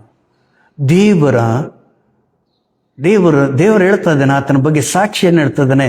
ನನ್ನ ಮನೆಯಲ್ಲಿ ಎಂಥದ್ದಾಗಿದ್ದಾನೆ? ನಂಬಿಗಸ್ತನಾಗಿದ್ದಾನೆ. ಇವತ್ತೊಂದು ದಿವಸ ನಾವು ನಂಬಿಗಸ್ತರಾಗಿದ್ದೀವ ಅಂದು ಪರಿಶೀಲನೆ ಮಾಡ್ಕೋಬೇಕು. ದೇವರಲ್ಲಿ ನಂಬಿಕೆ ವಿಶ್ವಾಸ ಇಟ್ಕೊಂಡಿರುವ ಅಬ್ರಹಾಮನು ದೇವರನ್ನು ನೋಡಿದಾನೆ, ದೇವರಿಗೆ ಪರಿಚಯ ಕೂಡ ಮಾಡಿದಾಗೆ ನಾವು ನೋಡ್ತಾ ಇದ್ದೀವಿ ಆದ ಕಾಂಡದಲ್ಲಿ. ಹೌದು ಪ್ರಿಯರೇ, ಇವರು ಒಬ್ಬೊಬ್ಬರು ನಾವು ನೆನೆಸ್ದೆ ನಾವು ನಮ್ಮ ಭಕ್ತಿ ನಮ್ಮ ವಿಶ್ವಾಸ ಎಷ್ಟರ ಮಟ್ಟಿಗೆ ಅಂದು ಕಾಣಿಸ್ತಾ ಇದೆ. ಮುಂದೆ ಹೋಗ್ತಾ ಇದ್ದೀನಿ. ಆಗ ದೇವರ ಆತಗೆ ಮೋಶೆಗೆ ಹಲಿಗೆಗಳಿಂದ 2 ಹಲಿಗೆಗಳಿಂದ 10 ಆಜ್ಞೆಗಳನ್ನು ಕೊಟ್ಟಿದ್ದಾರೆ. ಆತ ಬರುವಾಗ, ಕೆಳಗೆ ಬರುವಾಗ ಸೌಂಡ್ ಕೇಳಿಸ್ತಾ ಇರುವಾಗ ಈ ಯೆಹೋಶುವನು ಕೇಳ್ತಾ ಇದ್ರು, ಏನು ಸೌಂಡ್ ಬರ್ತಾ ಇದೆಯಲ್ಲ ಏನು ಅಂತ ಹೇಳುವಾಗ, ಯಾವುದೋ ಉತ್ಸವ ಏನೋ ನಡೀತಾ ಇದ್ದಂಗಿದೆ ಅನ್ನೋ. ಅದರಲ್ಲಿ ನಾವು ನೋಡಿದ್ರೆ ಭಯಂಕರ ಏನು ಅಂದು ನಾವು ನೋಡಿದ್ರೆ ಪ್ರಿಯರೇ, ಇಸ್ರಾಯೇಲರೆಲ್ಲರೂ ಕೂಡ ಕೆಟ್ಟು ಹೋಗಿದ್ದಾರೆ. ದೇವರು ಹೇಳ್ತಾ ಇದ್ದಾನೆ 32ನೇ ಅಧ್ಯಾಯದಲ್ಲಿ. ಒಂದ್ಸಲ ನಾವು ನೋಡೋಣ. ವಿಮೋಚನ ಕಾಂಡ 32ನೇ ಅಧ್ಯಾಯ 1ನೇ ವಚನವನ್ನು ನೋಡೋಣ. ಮೋಶೆ ಬೆಟ್ಟದಿಂದ ಇಳಿಯದೆ ತಡ ಮಾಡಿದ್ದನ್ನು ಇಸ್ರಾಯೇಲ್ಯರು ನೋಡಿ ಆರೋನನ ಬಳಿಗೆ ಕೂಡಿ ಬಂದು, ಏಳು, ನಮ್ಮ ಮುಂದುಗಡೆಯಲ್ಲಿ ಹೋಗುವುದಕ್ಕೆ ನಮಗೆ ದೇವರುಗಳನ್ನು ಮಾಡಿಕೊಡು. ಐಗುಪ್ತ ದೇಶದಿಂದ ನಮ್ಮನ್ನು ಕರ್ಕೊಂಡು ಬಂದಿದ್ದ ಆ ಮೋಶೆಯು ಏನಾದನೋ ಗೊತ್ತಿಲ್ಲ ಎಂದು ಹೇಳಿದರು. ಇಂಥ ಮಾತು ನೋಡ್ರಿ ಪ್ರಿಯರೇ. ಬೆಟ್ಟದಿಂದ ಇಳಿಲಿಕ್ಕೆ ಮೋಶೆ ಇಷ್ಟಪಡಲಿಲ್ಲ. ಬೆಟ್ಟ ಅನ್ನೋದ್ನಲ್ಲಿ ನಾವು ಒಂದ್ಸಲ ಕೆಳಗೆ ಮೇಲೆ ಬರ್ಕೊಳ್ರಿ, ದೈವ ಸನ್ನಿಧಿ. ದೇವರ ಸನ್ನಿಧಾನದಲ್ಲಿ ನಾವು ಯಾವತ್ತೂ ಆತನಿಗೆ ಆ ಸಹವಾಸ ಇರುತ್ತೆ ನೋಡಿ. ಅವ್ರು ಎಷ್ಟು ಗಂಟೆಗಳ ಕಾಲ ದೇವ್ರ ಸನ್ನಿಧಾನದಲ್ಲಿ ಇರ್ತಾರ ಅವ್ರಿಗೆ ಗೊತ್ತಿಲ್ಲ ಪ್ರಿಯರೇ. ಒಂದು ಆನಂದ, ಒಂದು ಸಂತೋಷ, ದೇವ್ರ ಅವ್ರ ಮುಖಾಮುಖಿಗೆ ಅವ್ರ ಜೊತೆಗೆ ಸಹವಾಸ ಇಟ್ಕೊಳ್ಳೋದು. ಅದಕ್ಕೆ ನಾವು ಹೇಳ್ತೀವಿ, ಬೈಬಲ್ ಮಿಷನ್ ಹೇಳುತ್ತೆ, ದೇವರು ಕಾಣಿಸ್ತಾನೆ, ದೇವರು ಮಾತಾಡ್ತಾನೆ. ದೇವರು ಕಾಣಿಸಿ ಮಾತಾಡೋದು ಇಲ್ಲಂದ್ರೆ ಇದು ದೈವ ಸನ್ನಿಧಿಯಲ್ಲಿ, ದೇವರ ಸನ್ನಿಧಾನದಲ್ಲಿ. ಈ ಮೋಶೆ ಬೆಟ್ಟದಲ್ಲಿ ದೇವರ ಸನ್ನಿಧಾನದಲ್ಲಿದ್ದ, 40 ದಿವಸ ದೇವರಲ್ಲೇ ಇದ್ದ. ಆತ ಶಾರೀರಿಕವಾಗಿ ಯಾವ ಬೈಕಗಳು ಕೂಡ ಇಲ್ಲ, ಯಾವ ಇದು ಕೂಡ ಇಲ್ಲ, ಆರಿಲ್ಲ, ನೀರಿಲ್ಲ, ಯಾರಕ್ಕೂ ಕೂಡ ಇಲ್ಲ. ದೇವರನ್ನೇ ನೋಡ್ತಾ ಇದ್ದ. ಎಷ್ಟು ಮಹಿಮೆ ಪ್ರಿಯರೇ, ಎಷ್ಟು ಅದ್ಭುತವಾಗಿರುವ ಸಮಯ ಅದು, ಎಷ್ಟು ಆನಂದ ಒಳಗಿರಬೇಕು. ದೇವರ ಜೊತೆಗೆ ಸನ್ನಿಧಾನದಲ್ಲಿರುವಾಗ ಆತ ಕೆಳಗೆ ಇಳಿಲಿಕ್ಕೆ ಮನಸ್ಸೇ ಬರಲಿಲ್ಲ. ಮೋಶೆ, ನೀನು ಕೆಳಗೆ ಹೋಗು, ಇದೋ ಜನಗಳು ಆಗಲೇ ಹಾದಿ ತಪ್ಪಿದ್ದಾರೆ, ನೀನು ಹೋಗು. ಆಜ್ಞೆಗಳನ್ನು ಮೊದಲನೇ ಆಜ್ಞೆಯನ್ನೇ ತಪ್ಪಿದ್ದಾರೆ, ಹೋಗು ನೀನು ಕೆಳಗೆ ಅಂದರೆ ತಡು ಮಾಡಿದಾನಂತ. ಆದರೆ ಇದ್ರ ಕೆಳಗೆ ನೀವು ನೋಡಿದ್ರೆ ಎಂಥ ಭಯಂಕರ ಮಾತು. ಐಗುಪ್ತ ದೇಶದಿಂದ 10 ಭಯಂಕರವಾಗಿರುವ ಆ ಬಾಧೆಗಳಿಂದ ತಪ್ಪಿಸಿ ಇಸ್ರಾಯೇಲ್ ಜನಾಂಗವನ್ನು ಎಲ್ಲ ಕೂಡ ನಡೆಸಿಕೊಟ್ಟಿರುವ ಇಸ್ರಾಯೇಲರೆಲ್ಲರೂ ಕೂಡ ಮೋಶೆಯ ಮೇಲೆ ಗುಣಗುಟ್ಟಿದ್ದವರು ಮೋಶೆ ದೇವರಿಗೆ ಕಡೆಗೆ ನೋಡಿ ಅವರಿಗೆ ಆಹಾರವನ್ನು ಎಲ್ಲಿ ಕೂಡ ಸಿಗಲಾರದ ಪರಲೋಕದ ಆಹಾರದಿಂದ ಮನ್ನಾನು ಆಹಾರದಿಂದ ಅವರು ತೃಪ್ತಿಪಡಿಸಿದ್ರು. ಒಂದೇ ಬಂಡಿಯಲ್ಲಿರುವ ನೀರಿಂದ ಅವರನ್ನು ತೃಪ್ತಿಪಡಿಸಿದ್ರು. ಶತ್ರುಗಳಿಂದ ಪಾರು ಮಾಡಿದ್ರು. ಅವರು ನಡೆಸಿಕೊಟ್ಟಿದ್ದ ಎಲ್ಲವೂ ಕೂಡ ಮರೆತು ಬಿಟ್ಟಿದ್ದಾರೆ. ಎಲ್ಲ ಕೂಡ ಮರೆತು ಬಿಟ್ಟಿದ್ದಾರೆ. ಅದು ಹೇಳ್ತಾ ಇದ್ದಾರೆ, ಈ ಮೋಶೆ ಏನಾದ್ನೋ ಗೊತ್ತೇ ಇಲ್ಲಪ್ಪ. ಈಗ ನಮಗೆ ನಮ್ಮನ್ನು ನಡೆಸ್ಕೊಳ್ಳಿಕ್ಕೆ ದೇವತೆಗಳು ಬೇಕು. ಹೌದು ಪ್ರಿಯರೇ, ಈ ಲೋಕದಲ್ಲಿ ದೇವರು ನಮ್ಮನ್ನು ಆರಿಸಿಕೊಂಡು ನಮ್ಮನ್ನು ತನ್ನ ಮಕ್ಕಳಾಗಿ ಆರಿಸಿಕೊಂಡ ಮೇಲೆ ದೇವರು ಕೊಡುವ ಎಲ್ಲ ಸವಲತ್ತುಗಳನ್ನು ಎಲ್ಲ ಆಶೀರ್ವಾದಗಳನ್ನು ಹೊಂದ್ಕೊಂಡು ಒಂದಾನೊಂದು ಸಮಯದಲ್ಲಿ ನಮಗೆ ಪರೀಕ್ಷೆ ಕೊಡಬೇಕೆಂದು ನಮಗೆ ದೇವರಿಡುವಾಗ ಆ ಪರೀಕ್ಷೆಯಲ್ಲಿ ಆ ಟೆಸ್ಟಲ್ಲಿ ಎಷ್ಟೋ ಮಂದಿ ಬಿದ್ದುಬಿಡ್ತಾ ಇದ್ದಾರೆ ಪ್ರಿಯರೇ. ಕಾರಣ ಏನಂದರೆ ಅಷ್ಟುವರೆಗೆ ಎಲ್ಲವೂ ಕೂಡ ಅನುಭವಿಸಿ ಅಯ್ಯೋ ಇಂಥ ಭಯಂಕರ ಶ್ರಮ ನಮ್ಗೆ ಯಾಕಪ್ಪ, ದೇವರಿಗೆ ಏನಾಯಿತು ಅಂದು ಆಗ ನಮ್ಮ ನೋಟ ಹೇಗಾಗುತ್ತೆ ಅಂದರೆ ಆ ಕಡೆ ಈ ಕಡೆ ಪಕ್ಕಿಗೆ ಹೋಗ್ಬಿಡುತ್ತೆ. ಯಾವ ಕಡೆಗೆ? ಪಕ್ಕಿಗೆ. ಹೌದು, ಒಂದು ದಿವಸ ಯೇಸು ಸ್ವಾಮಿ ಲೋಕದಲ್ಲಿರುವಾಗ ಯೇಸು ಸ್ವಾಮಿ ಸಮುದ್ರದಲ್ಲಿ ನಡ್ಕೊಂಡು ಬರ್ತಾ ಇದ್ದಾರೆ. ಆ ನಡ್ಕೊಂಡು ಬರ್ತಿರುವಾಗ ಆ ಪುಟ್ಟಿಯಲ್ಲಿ ಇರುವ ಯಾರು ಶಿಷ್ಯರೆಲ್ಲ ಕೂಡ ಇದ್ದಾರೆ. ಮೊದಲೇ ಫಸ್ಟ್ ಭಯಪಟ್ಟರು. ಆದರೆ ಯೇಸು ಸ್ವಾಮಿ ಹೇಳ್ತಾರೆ, ನಾನೇ ನಿಮ್ಮ ಬೋಧಕನು ಅಂದ ತಕ್ಷಣ ಅವ್ರಿಗೆ ಭಾರಿ ಸಂತೋಷ ಆಗ್ಬಿಡ್ತು. ದಿಢೀರ್ನು ಪೇತ್ರ ಹೇಳ್ತಾ ಇದ್ದಾನೆ, ಸ್ವಾಮಿ ನಾನು ಕೂಡ ನೀರಲ್ಲಿ ಬಂದ್ಬಿಡ್ಲಾ ಅಂದು. ಬಾ ಅಂದು ದೇವ್ರು ಕರೀತಾ ಇದ್ದಾರೆ. ಹೆಜ್ಜೆಗಳಾಗ್ತಾ ಇದ್ದಾನೆ. ಎಷ್ಟು ಸಂತೋಷ, ಎಷ್ಟು ಆನಂದ ಅಂದರೆ ನಾನು ಕೂಡ ನೀರಲ್ಲಿ ಯೇಸು ಸ್ವಾಮಿ ನಡೆದಂಗೆ ನಾನು ನಡೀತಾ ಇದ್ದೀನಿ ಅಂದು ಬರ್ತಾ ಇದ್ದಾನೆ. ಒಂದು 4 ಹೆಜ್ಜೆ ಹಾಕಿದ ಮೇಲೆ ಒಳಗೆ ಯಾವ ಬಂದು ನೋಟ ತಪ್ಪಿದೆ, ಗುರಿ ತಪ್ಪಿದೆ ಪ್ರಿಯರೇ. ದೇವರ ಕಡೆಗೆ ನೋಡೋ ಗುರಿ ಕಣ್ಣುಗಳು ಈಗ ಪಕ್ಕಿಗೆ ಕೆಳಗೆ ನೋಡಿದ ತಕ್ಷಣ ಕೆಳಗೆ ಮುಳುಗೋದಾಗ್ಬಿಡ್ತು. ಅಯ್ಯೋ ದೇವರೇ ನಮ್ಮನ್ನು ರಕ್ಷಿಸಂದ್ರೆ ಹೀಗೆ ಇರುತ್ತೆ. ದೇವರು ಪರೀಕ್ಷೆ ಕೊಟ್ಟಿರುವಾಗ ನಾವು ಎಷ್ಟರ ಮಟ್ಟಿಗೆ ವಿಶ್ವಾಸ ನಂಬಿಕೆ ಇಟ್ಟಿದ್ವೋ ಒಂದೊಂದು ಸಲ ದೇವರು ನಮಗೆ ತಡೆಯಲಾರ್ದಷ್ಟು ಶ್ರಮ ಕೊಡಲ್ಲ ಅಂದು ಆಮೇಲೆ ನಾನು ತೋರಿಸ್ಲಿ ಮತ್ತೇನು ಬರೋದು ಸುವಾರ್ತೆಯಲ್ಲಿ ದೇವರು ತೋರಿಸ್ತಾ ಇದ್ದಾರೆ. ಆದರೆ ನಾವು ತಡ್ಕೊಳ್ಳಲಾರದೆ ಆ ಕಡೆ ಈ ಕಡೆ ನೋಡಿ ಇವರು ಆ ಕಡೆ ಬರ್ರಿ, ಇಲ್ಲಿ ಚೆನ್ನಾಗಿದೆ, ಈ ಚರ್ಚಲ್ಲಿ ಚೆನ್ನಾಗಿದೆ, ಇಲ್ಲ ಅಲ್ಲಿ ಪೂಜೆ ಮಾಡೋದು ಚೆನ್ನಾಗಿದೆ, ಇಲ್ಲಿ ಇವರು ಮಾಡ್ತಾ ಇದಾರೆ, ಅದು ಮಾಡ್ತಾ ಇದಾರೆ, ಅವು ನೋಡಿಕೊಂಡು ಇಸ್ರಾಯೇಲ್ಯರು ಹಾದಿ ತಪ್ಪದ ಹಾಗೆ ಈಗ ಅವನು ಎಲ್ಲಿಗೂ ಅನ್ನೋ ಗೊತ್ತಿಲ್ಲ. ನಮ್ಮನ್ನು ನಡೆಸ್ಕೊಳ್ಳೋಕ್ಕೆ ಈಗ ನಮಗೆ ಒಂದು ದೇವರುಗಳು ಬೇಕು. ಹೀಗೆ ಉಟ್ಕೊಂಡು ಬಂದಿದ್ದಾವೆ ಇಷ್ಟು ಕೋಟಿ ದೇವತೆಗಳು ಪ್ರಿಯರೇ. ತಮಗೆ ಬೇಕಾಗಿರುವವನು, ತಮ್ಮನ್ನು ನಡೆಸಿಕೊಟ್ಟಿದ್ದವನು ಮರೆತು ಬಿಟ್ಟಿದ್ದಾರೆ. ತಮ್ಮನ್ನು ಪ್ರೀತಿಸಿದ ಕರ್ತನನ್ನೇ ಮರೆತು ಬಿಟ್ಟರು. ಹೀಗೆ ತಮಗೋಸ್ಕರ ದೇವತೆಗಳನ್ನು ದಯವಿಟ್ಟು ಇವತ್ತು ದೇವರೇ ಹೇಳ್ತಾ ಇದ್ದಾನೆ, ಎಷ್ಟು ಶ್ರಮ ಬಂದ್ರು ಉಸಿರೋದ್ರೂ ಕೂಡ ಆಚೆ ಈಚೆ ನೋಡಬೇಡ್ರಿ ಪ್ರಿಯರೇ. ಕರ್ತನ ಕಡೆಗೆ ನೋಡ್ರಿ. ಕರ್ತನು ಶಕ್ತಿ ಉಳ್ಳ ಕರ್ತನು, ಬಾಹುಬಲವು ನಮ್ಮನ್ನು ರಕ್ಷಿಸುವ ಶಕ್ತಿ ಉಳ್ಳ ಕರ್ತನು. ನೀನು ಎಂಥ ಶ್ರಮದಲ್ಲಿದ್ದರೂ ಕೂಡ ದೇವರು ನಮ್ಮನ್ನು ಕಾಪಾಡೋಣ. ಅದಕ್ಕೆ ನಮ್ಮನ್ನು ಪ್ರೀತಿಸ್ತಾ ಇದ್ದಾನೆ. ಇನ್ನೂ ಚೆನ್ನಾಗಿ ಬಂಗಾರ ಎಷ್ಟು ಅದು ಕುದು ಅದೆಲ್ಲೂ ಕೂಡ ಚೆನ್ನಾಗಿ ಫಿಲ್ಟರ್ ಆಗುತ್ತೋ ಅದು ಅಪರಂಜಿ ಆಗುತ್ತಂದ್ರೆ ಹಾಗೆ ದೇವರು ಕೂಡ ಅಪರಂಜಿ ಪಾದಗಳ ಹತ್ರ ನಮ್ಮನ್ನು ಸೇರಿಸ್ಕೋಬೇಕಂದು, ಪರಲೋಕದಲ್ಲಿ ಸೇರಿಸ್ಕೋಬೇಕಂದು ನಮ್ಮನ್ನು ಕೂಡ ಕಷ್ಟಗಳೆಲ್ಲ ನಮ್ಮನ್ನು ಇದು ಮಾಡ್ತಾ ಇದ್ದಾನೆ. ದಯವಿಟ್ಟು ದೇವ್ರ ಕಡೆಗೆ ನೋಡಬೇಕೆಂದು ಇವತ್ತು ದೇವರು ನಮ್ಮೊಟ್ಟಿಗೆ ಮಾತಾಡ್ತಾ ಇದ್ದಾನೆ. ಬರಲಿ, ಎಂಥ ಶ್ರಮ ಬರಲಿ. ಶಡ್ರಕ್ ಮೇಷಕ್ ಅಬೇದ್ನೆಗೋ ಅವರಿಗೆ ಬಂದಿದ್ದ ಆ ಶ್ರಮೆ ಅಷ್ಟು ಬರಲಿ, ಅದರಲ್ಲಿ ಕೂಡ ನಾನಿದ್ದೀನಿ. ಆ ಬೆಂಕಿಯನ್ನು ಉಂಟು ಮಾಡಿದ್ದೆ ನಾನು. ಆ ಬೆಂಕಿಯಲ್ಲಿ ಅವರು ಕೂಡ ಅದ್ರ ಜೊತೆಗೆ ದೇವರಿದ್ದಾರೆ ಪ್ರೇರೆ. ಆಶ್ಚರ್ಯಪಟ್ಟರು. ಅದೊಂದು ದೊಡ್ಡ ಸಾಕ್ಷಿ.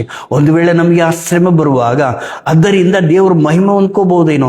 ಅನೇಕ ಜನಗಳಿಗೆ ನಾವು ಈ ಕಷ್ಟ ಸಮಯದಲ್ಲಿ, ಇಂಥ ಶ್ರಮದಲ್ಲಿ ಕೂಡ ದೇವರನ್ನು ಬಿಡದೆ ನಾವಿರುವಾಗ ಅವರೆಲ್ಲ ಕೂಡ ಹೌದು, ನಿಜವಾಗಲೂ ನಿಮ್ಮ ದೇವರೇ ನಿಜವಾಗಿರುವ ದೇವರು, ಸರ್ವಶಕ್ತನಾಗಿರುವ ದೇವರು, ಜೀವವುಳ್ಳ ಕರ್ತನು, ಎಂಥ ಇದೆಲ್ಲ ಇರಲಿ ಅದನ್ನಲ್ಲಿ ಪಾರ್ ಮಾಡಿ ತನ್ನಲ್ಲಿ ಸೇರಿಸ್ಕೊಳ್ಳುವ ಕರ್ತನಾಗಿದ್ದಾನೆ, ತನ್ನ ರೆಕ್ಕೆಗಳಲ್ಲಿ ಭದ್ರಪಡಿಸ್ಕೋ ದೇವರು. ನಾವು ಕೂಡ ಬರ್ತೀವಿ. ಒಂದು ಅನೇಕ ಜನಗಳು ಬರ್ಬೋದು ಪ್ರೇರೆ, ನಿನ್ನನ್ನು ದೇವರು ಉಪಯೋಗಿಸ್ಕೋಬಹುದು, ಹೌದಲ್ಲ? ಆದರೆ ಇಲ್ಲಿ ನಾವು ನೋಡ್ತಾ ಇದ್ದೀವಿ, ಇವರೆಲ್ಲ ಕೂಡ ಸೇರಿ ಆರೋನನ್ನು ಇದು ಮಾಡಿ ಬಂಗಾರವೆಲ್ಲ ಕೂಡ ತಗೊಂಡು ಬಂದು ಮೊಟ್ಟ ಮೊದಲನೇನಾಗಿ ನಾವು ನೋಡ್ತೀವಿ, ಯಾವುದು ಬಂದಿದೆ? ಬಸವಣ್ಣ ಬಂದಿದ್ದಂಗೆ ನಾವು ನೋಡ್ತಾ ಇದ್ದೀವಿ. ಫಸ್ಟ್ ಬಂದಿದ, ಕುಡಿತಾ ಇದ್ದಾರೆ, ಡ್ಯಾನ್ಸ್ ಮಾಡ್ತಾ ಇದ್ದಾರೆ. ಎಷ್ಟು ಭಯಂಕರ ಅಂದರೆ, ಈ ಕಾಲದಲ್ಲಿ ನಾವು ಕೂಡ ನೋಡ್ತಾ ಇರ್ತೀವಿ ಪ್ರೇರೆ, ಹಾಡುಗಳು ಹಾಕಿ ಡ್ಯಾನ್ಸ್ಗಳು ಮಾಡಿ ಕುಡಿಯೋದು, ಒಂದು ಪದ್ಧತಿ ಇಲ್ಲ, ದೇವ್ರ ಭಯ ಇಲ್ಲ, ತಮ್ಮ ಇಚ್ಛೆ ಬಂದಂಗೆ ಮಾಡಿ, ಇದು ಒಂದು ಕಲ್ಚರ್ ಒಂದು ಅವರು ಹೇಳ್ತಾ ಇದ್ದಾರೆ. ಆದರೆ ಮೋಶೆಗೆ ಎಷ್ಟು ಕೋಪ ಬರಬೇಕು. ಅಲ್ಲಿ ತಡ ಮಾಡಿದ್ದಾನೆ, ಆದರೆ ಇಲ್ಲಿ ಕೋಪ ಬಂದು 2 ಹಲ್ಲಿಗಳನ್ನು ಬಿಸಾಕಿದ್ದಾರೆ.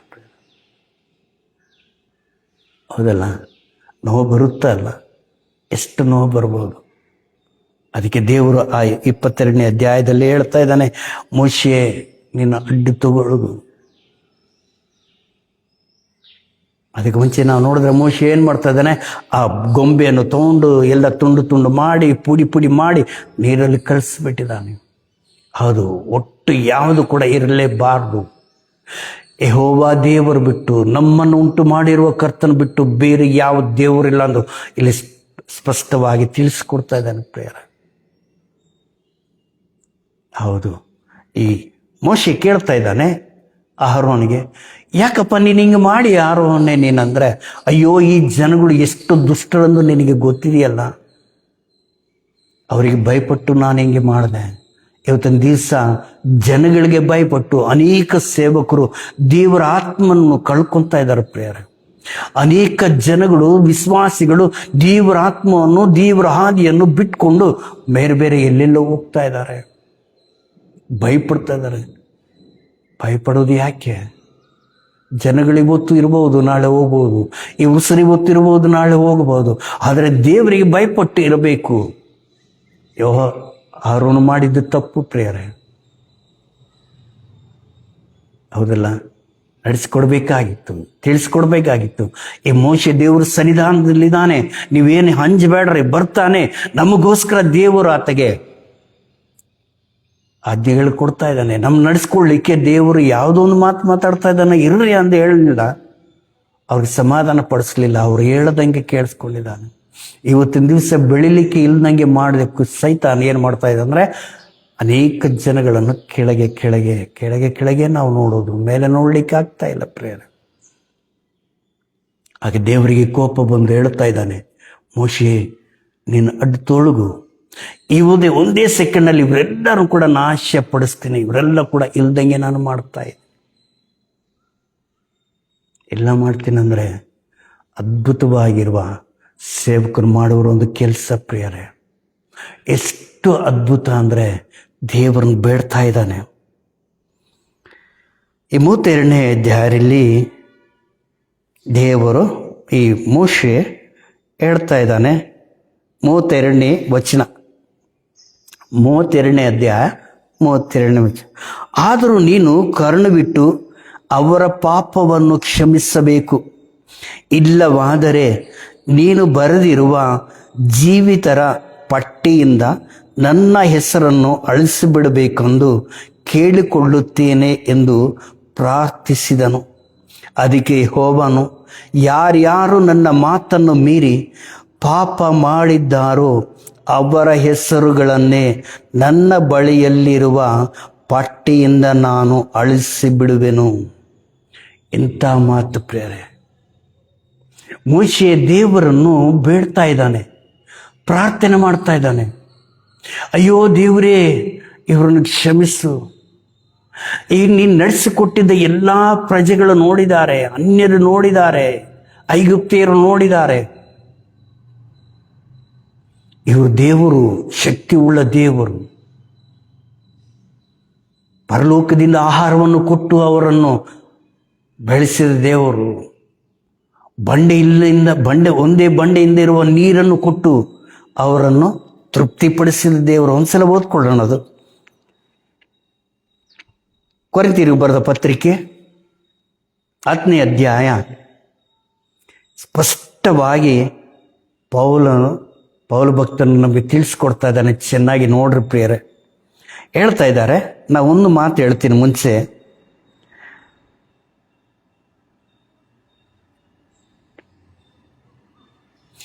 ಹನ್ನೊಂದನೇ ವಚನ ಒಂದ್ಸಲ ಓದ್ಕೊಳ್ಳೋಣ. 10ನೇ ಅಧ್ಯಾಯ 11ನೇ ವಚನ. ಅವರಿಗೆ ಸಂಭವಿಸಿದ ಈ ಸಂಗತಿಗಳು ನಿದರ್ಶನ ರೂಪವಾಗಿವೆ ಮತ್ತು ಯುಗಾಂತಕ್ಕೆ ಬಂದಿರುವವರಾದ ನಮಗೆ ಬುದ್ಧಿವಾದಗಳಾಗಿ ಬರೆದವೆ. ಆದ ಕಾರಣ ನಿಂತಿದ್ದೇನೆಂದು ನೆನೆಸುವವನು ಬೀಳದಂತೆ ಎಚ್ಚರಿಕೆಯಾಗಿರಲಿ. ಎಂತಹ ಮಾತು ಪ್ರೇರಣೆ. ನಡೆದಿದ್ವೆಲ್ಲ ಕೂಡ ನಮಗೆ ಒಂದು ದೃಷ್ಟಾಂತವಾಗಿ ದೇವರು ತೋರಿಸ್ತಾ ಇದ್ದಾನೆ. ಆ ದೃಷ್ಟಾಂತ ಏನಂದ್ರೆ ಇಲ್ಲಿ ನೋಡೋಣ. 10ನೇ ಅಧ್ಯಾಯ 1ರಿಂದ 4 ವಚನ ನೀವು ಓದ್ಕೊಳ್ಳಿ. ಮೊದಲನೇ ಕೊರಿಂಥೀಯರಿಗೆ ಬರೆದ ಪತ್ರಿಕೆ 10ನೇ ಅಧ್ಯಾಯ 1ರಿಂದ 4 ವಚನ. ಆಮೇಲೆ 6ನೇ ವಚನ ಕೂಡ ಒಂದ್ಸಲ ನೋಡೋಣ. ಅವರು ಕೆಟ್ಟ ವಿಷಯಗಳನ್ನು ಆಶಿಸಿದಂತೆ ನಾವು ಆಶಿಸುವರಾಗಿರಬಾರದೆಂಬುದಕ್ಕಾಗಿ ಈ ಸಂಗತಿಗಳು ನಮಗೆ ನಿದರ್ಶನಗಳಾಗಿವೆ. ದೇವರಿಗೆ ಮಹಿಮೆ ಆಗಲಿ. ಒಂದೇ ಆಹಾರ ಭುಜಿಸಿದ್ದಾರೆ, ಒಂದೇ ಬಂಡೆಯಲ್ಲಿ ನೀರು ಕುಡಿದಿದ್ದಾರೆ. ಆ ಬಂಡೆ ಕ್ರಿಸ್ತನೊಂದು ಸ್ಪಷ್ಟವಾಗಿ ತಿಳಿಸ್ತಾ ಇದ್ದಾನೆ. ಇದು ನಾವು ದೀಕ್ಷೆ ಸ್ನಾನ ತಗೊಂಡಿದ್ದವರಿಗೆ ಇದು ಅದ್ಭುತವಾಗಿರೋ ಮಾತು ಪ್ರೇರ. ಯಾಕೆಂದ್ರೆ ಅವರು ಒಂದೇ ಮೇಘದ ನೆರಳಲ್ಲಿದ್ದರು. ಅವರೆಲ್ಲರೂ ಸಮುದ್ರವನ್ನು ದಾಟಿಸಿದರು. ಅವರೆಲ್ಲರೂ ಮೋಶೆಯ ಶಿಷ್ಯರಾಗುವುದಕ್ಕಾಗಿ ಮೇಘದಲ್ಲಿಯೂ ಸಮುದ್ರದಲ್ಲಿಯೂ ದೀಕ್ಷೆ ಸ್ನಾನವನ್ನು ಹೊಂದಿದ್ದಾರೆ. ಈ ದೀಕ್ಷಾ ಸ್ನಾನವ ಒಂದ್ಸಲ ಹೊಂದ್ಕೊಂಡಿದ್ದ ಇವರೆಲ್ಲರಿಗೆ ಕೂಡ ಒಂದೇ ಆಹಾರ, ಅದು ಮನ್ನಾ ಅಂತ ನಾವು ನೋಡ್ತಾ ಇದ್ದೀವಿ. ಎರಡನೇದು ನಾನು ನೋಡಿದ್ರೆ ಒಂದು ಬಂಡೆಯಲ್ಲಿರುವ ನೀರು. ಅದಕ್ಕೆ ತಿಂಗಳು ಇಲ್ಲ ವಾರ ನಾವು ದೇವರ ಪರಿಶುದ್ಧ ಸಂಸ್ಕಾರವನ್ನು ತಗೊಳ್ತಾ ಇದ್ದೀವಿ. ನಮ್ಮ ಪಾಪಗಳನ್ನು ಒಪ್ಕೊಳ್ಳೋಕ್ಕೆ, ಪಾಪದಿಂದ ಬಿಡುಗಡೆ ಹೊಂದ್ಕೊಳ್ಳೋಕ್ಕೆ, ನಮ್ಮ ಪಾಪದ ಮನಸ್ಸಿಂದ ನಮ್ಮ ದೂರ ಆಗಲಿಕ್ಕೆ, ವಿಮೋಚನೆ ಹೊಂದ್ಕೊಳ್ಳೋಕ್ಕೆ ದೇವರು ಹೇಳ್ತಾ ಇದ್ದಾನೆ, ಇದು ನನ್ನ ಶರೀರ, ನನ್ನ ರಕ್ತ ಅಂತ. ಹೌದು ಪ್ರಿಯರೇ, ಯೋಹಾನ ಬರೆದ ಸುವಾರ್ತೆ 6ನೇ ಅಧ್ಯಾಯದಲ್ಲಿ ದೇವರು ಸ್ಪಷ್ಟವಾಗಿ ಹೇಳ್ತಾ ಇದ್ದಾನೆ, ನಿತ್ಯ ಜೀವದಲ್ಲಿ ನೀವು ಪ್ರವೇಶ ಮಾಡಲಿಕ್ಕೆ ಇದು ನನ್ನ ಶರೀರ, ನನ್ನ ರಕ್ತ. ಇಸ್ರಾಯೇಲ್ರು ತಿಂದರು, ಆದರೂ ಅವರು ಆಶಿಸಿದ್ದೇ ಬೇರೆ, ಆಗಿದ್ದೇ ಬೇರೆ ಆಗಿದೆ. ಅದಕ್ಕೆ ಒಂದು ಮಾತು ಹೇಳ್ತೀನಿ, ಐಗುಪ್ತ ದೇಶದಿಂದ ವಾಗ್ದಾನ ದೇಶಕ್ಕೆ ಬರಲಿಕ್ಕೆ ಬರೀ 11 ದಿವಸ ಮಾತ್ರ ಆಗುತ್ತಂತೆ. ಎಷ್ಟು ದಿವಸ? ಬರೀ 11 ದಿವಸ ಮಾತ್ರ ಆಗಬೇಕು. ಆದರೆ 11 ದಿವಸದಲ್ಲಿ ಬರಬೇಕಾಗಿದ್ದ ಇಸ್ರಾಯೇಲಿಯರು 40 ವರ್ಷ ನಡೆದಿದ್ದಾರೆ ಅರಣ್ಯದಲ್ಲಿ. 40 ವರ್ಷ ನಡೀಲಿಕ್ಕೆ ಕಾರಣ ಏನು? ಕಾರಣ ಒಂದೇ ಒಂದು, ಅವರು ದೇವರನ್ನು ನಂಬಲಿಲ್ಲ ಪರಿಪೂರ್ಣವಾಗಿ. ದೇವರ ಕಾರ್ಯಗಳನ್ನು ನಂಬಲಿಲ್ಲ. ಕಣ್ಣ ಮುಂದೆ ಅವರು ಅನುಭವಿಸಿದ್ರು ಕೂಡ, ತಮ್ಮ ಜೀವನದಲ್ಲಿ ಅನುಭವಿಸಿದ್ರು ಕೂಡ ದೇವರನ್ನ ಅಲ್ಲಗಡಿಸ್ಕೊಂಡಿದ್ರು ಪ್ರಿಯರೇ. ನಾವು ದೇವರ ಶರೀರ ರಕ್ತಗಳನ್ನು ನಾವು ಭುಜಿಸ್ತಾ ಇದ್ರು. ಒಂದು ವೇಳೆ ನಾವು ಹೇಗಿದ್ದೀವಿ ಒಂದ್ಸಲ ಪರೀಕ್ಷೆ ಮಾಡಿಕೊಳ್ಳೋಣ ಪ್ರಿಯರೇ. ದೇವರು ತನ್ನನ್ನು ತಾನು ನಮಗೆ ಅರ್ಪಣೆ ಮಾಡಿಕೊಂಡಲ್ಲ, ತನ್ನನ್ನು ತಾನು ನಮಗೆ ಇದು ನನ್ನನ್ನು ಭುಜಿಸು, ನಿನ್ನೊಳಗೆ ನನ್ನ ಸೇರಿಸ್ಕೋ. ಪ್ರಕಟಣೆ 3ನೇ ಅಧ್ಯಾಯದಲ್ಲಿದೆ, ಬಾಗಿಲು ತಡ್ತಾ ಇದ್ದೀನಿ, ನನಗೆ ಒಳಗೆ ಸೇರಿಸ್ಕೋ, ಇಬ್ಬರು ಸೇರಿ ಭೋಜನ ಮಾಡೋಣ ಅಂತ ಇದ್ದಾರೆ. ನಾವು ಹೃದಯವನ್ನೇ ತೆರೀತಾ ಇಲ್ಲ, ಒಳಗೆ ಸೇರಿಸ್ಕೊಳ್ತಾ ಇಲ್ಲ ಪ್ರಿಯರೇ. ಅದಕ್ಕೆ ದೃಷ್ಟಾಂತವಾಗಿ ಈ ಅಧ್ಯಾಯದಲ್ಲಿ ನೀವು ಹೋದ್ರಿ ಅದ್ಭುತವಾಗಿರುವ ಮಾತುಗಳನ್ನು ನಮಗೆ ಪೌಲನಿಂದ ದೇವರು ನಮಗೆ ತಿಳಿಸ್ಕೊಡ್ತಾ ಇದ್ದಾರೆ. ನಾನು ಮುಗಿಸ್ತಾ ಇದ್ದೇನೆ ಪ್ರೇರೆ. ಈ ಕಡೆಯ ಕಾಲದಲ್ಲಿ ಮತ್ತೇನು ಬರೆದ ಸುವಾರ್ತೆ 13ನೇ ಅಧ್ಯಾಯ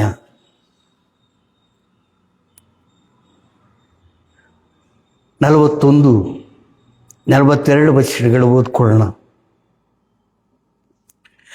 ಮನುಷ್ಯಕುಮಾರನು ತನ್ನ ದೂತರನ್ನು ಕಳಿಸುವನು, ಅವರು ಆತನ ರಾಜ್ಯದೊಳಗಿಂದ ಎಲ್ಲ ಕಂಟಕರನ್ನು ಅಧರ್ಮಿಗಳನ್ನು ಕೂಡಿಸಿ ಬೆಂಕಿ ಕೊಂಡದಲ್ಲಿ ಹಾಕುವರು. ಅಲ್ಲಿ ಗೋಳಾಟವು ಕಟಕಟನೆ ಹಲ್ಲು ಕಡಿಯುವವು ಇರುವವು. ಹಾಗೆ 49ನೇ ವಚನ ಕೂಡ ಓದ್ಕೊಳ್ಳೋಣ. ಹಾಗೆಯೇ ಯುಗದ ಸಮಾಪ್ತಿಯಲ್ಲಿ ಆಗುವುದು. ದೇವದೂತರು ಹೊರಟು ಬಂದು ನೀತಿವಂತರೊಳಗಿಂದ ಕೆಟ್ಟವರನ್ನು ಬೇರು ಮಾಡಿ ಅವರನ್ನು ಬೆಂಕಿ ಕೊಂಡದಲ್ಲಿ ಹಾಕುವರು. ಅಲ್ಲಿ ಗೋಳಾಟವು ಕಟಕಟನೆ ಹಲ್ಲು ಕಡಿಯೋಣವು ಇರುವವು. ಆಮೇನ್. ಯುಗಾಂತಗಳಲ್ಲಿ ಈಗ ಹತ್ರ ಬಂತು. ಯೇಸು ಸ್ವಾಮಿ ಬರುವಣಿಕೆ ಭಾರಿ ಹತ್ರ, ನಮ್ಮ ಕಣ್ಣು ಮುಂದೆ ಬೈಬಲಲ್ಲಿ ದೇವರು ಹೇಳಿದ ಪ್ರತಿಯೊಂದು ನಮ್ಮ ಕಣ್ಣು ಮುಂದೆ ಈಗ ನಡೀತಾ ಇದೆ. ನಮ್ಮ ನಮ್ಮ ಜನ್ರೇಷನ್ನಲ್ಲಿ ನಡೀತಾ ಇದೆ ಪ್ರೇರೆ. ನಾವು ಲವದೋಕಿಯ ಸಂಘ ಸಭೆಯಲ್ಲಿದ್ದೀವಿ, 7ನೇ ಸಭೆಯಲ್ಲಿದ್ದೀವಿ. ದಯವಿಟ್ಟು ದೇವರು ಇವತ್ತು ಹೇಳ್ತಾ ಇದ್ದಾನೆ, ಅಂತ್ಯಕಾಲ ಬಂದಿದೆ, ಈಗ ಬೇರ್ ಮಾಡೋ ಸಮಯ. ನೀವು 13ನೇ ಅಧ್ಯಾಯದಲ್ಲಿ ನೀವು ನೋಡಿದ್ರೆ ಈ ಮಾತುಗಳು ಯೇಸು ಸ್ವಾಮಿ ಯಾಕೆ ಹೇಳಿದ್ದಾರೆ, ಈ ಉಪಮಾನಗಳನ್ನು ಯಾಕೆ ಹೇಳಿದ್ದಾರೆ, ಇವೆಲ್ಲ ಕೂಡ ಈ ಪ್ರಾಬಲ್ಸಲ್ಲಿ ಯಾಕೆ ಹೇಳಿದ್ದಾರೆ ಅಂದು ನೀವು ಚೆನ್ನಾಗಿ ತಿಳ್ಕೋಬಹುದು. ಕಡೆಯದಾಗಿ ನಾನು ಮುಗಿಸ್ತಾ ಇದ್ದೀನಿ. ಪ್ರಕಟಣೆ ಗ್ರಂಥ 20ನೇ ಅಧ್ಯಾಯದಲ್ಲಿ ನಾವೊಂದು ಮಾತು ಹೇಳಿ ನಾನು ಆ ವಾಕ್ಯವನ್ನು ಓದ್ತೀನಿ ಪ್ರೇರೆ. ಮೋಶೆ ಕೇಳ್ತಾ ಇದ್ದಾರೆ, ಅಯ್ಯ ಅವ್ರನ್ನ ಪಾಪಗಳನ್ನು ಕ್ಷಮಿಸು, ಬೇಕಂದ್ರೆ ಜೀವಗಂಧದಲ್ಲಿಂದ ನನ್ನ ಹೆಸರನ್ನು ನೀನು ತೆಗೆದು ಬಿಡು, ಅವ್ರಿಗೆ ಯಾವ ಹಾನಿ ಮಾಡದೆ ಅವ್ರನ್ನ ಕ್ಷಮಿಸಿಬಿಡು ಎಂದು ಈ ಮೋಶೆ ಪ್ರಾರ್ಥಿಸ್ತಾ ಇದ್ದಾರೆ. ಕರ್ತನಲ್ಲಿ ಪ್ರೇರೆ, ನಿಮ್ಮ ಸೇವಕರು, ಇಂಥ ಸೇವಕರು ಸಿಕ್ಕರೆ ನೀವು ಧನ್ಯರೆಂದು ದೇವರ ನಾಮದಲ್ಲಿ ಹೇಳ್ತಾ ಇದ್ದೀನಿ. ನಿಮಗೋಸ್ಕರ ಕಣ್ಣೀರು ಸುರಿಸುವ, ನಿಮಗೋಸ್ಕರ ಪ್ರಾರ್ಥಿಸುವ, ಬೆಳಗ ಮುಂಜಾನೆ ರಾತ್ರಿ ಇಡೀ ದಿವಸಗಳಲ್ಲಿ ಕೂಡ ಒಬ್ಬೊಬ್ಬರ ಸಲುವಾಗಿ, ಸಭೆಯಲ್ಲಿರುವ ಪ್ರತಿಯೊಬ್ಬರ ಸಲುವಾಗಿ ಸೇವಕರು, ಎಷ್ಟು ಮಂದಿ ಸೇವಕರು ಪ್ರಾರ್ಥನೆ ಮಾಡ್ತಾ ಇದ್ದಾರೆ, ದೇವರಿಗೆ ಮೊರೆ ಇಡ್ತಾ ಇದ್ದಾರೆ.